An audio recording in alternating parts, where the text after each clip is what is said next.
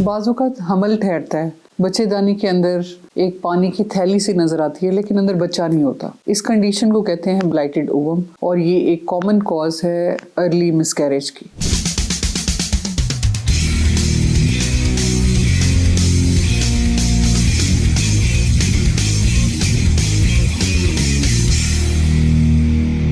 अस्सलाम वालेकुम, मेरा नाम डॉक्टर सबाहत खान है।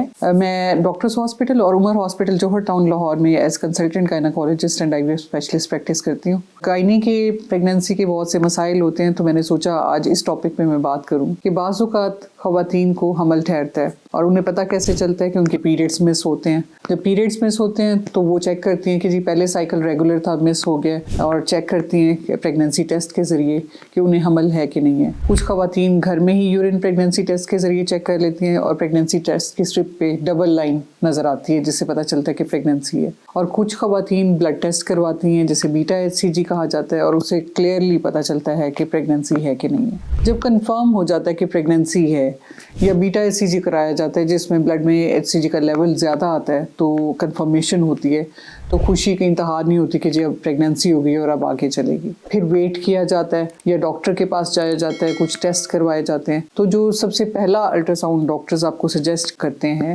वो है छठे हफ्ते में TVS जो कि अंदरूनी अल्ट्रासाउंड या ट्रांसवेजाइनल स्कैन कहते हैं वो किया जाता है, या फिर हमल के 7वें हफ्ते में पेट के ऊपर से अल्ट्रासाउंड, इसे ऑब्स्टेट्रिक अल्ट्रासाउंड कहा जाता है। ये पहला अल्ट्रासाउंड है जिसे डेटिंग स्कैन कहा जाता है। इसमें पता चलाया जाता है कि आपकी प्रेगनेंसी सही जगह पे है, आपकी बच्चेदानी के अंदर है या कहीं बाहर तो नहीं है, एक्टोपिक प्रेगनेंसी तो नहीं है, हमल एक बच्चे से ठहरा है या 2 बच्चे से ठहरा है, और जो बच्चा है क्या वो आपकी जो प्रेगनेंसी की डेट्स हैं उसके मुताबिक ग्रो कर रहा है। उस वक्त देखा जाता है कि बच्चेदानी के अंदर एक हमल की सैक, एक पानी की थैली नज़र आती है और उसके अंदर एक छोटा सा बेबी नज़र आता है और उसकी हार्ट बीट नज़र आती है। लेकिन जब बाज़ केसेस में अल्ट्रासाउंड किया जाता है तो देखा जाता है कि बच्चेदानी के अंदर वो पानी की थैली या प्रेगनेंसी की सैक तो मौजूद होती है लेकिन अंदर बेबी नहीं है, हार्ट बीट नहीं है और सिर्फ पानी की थैली है।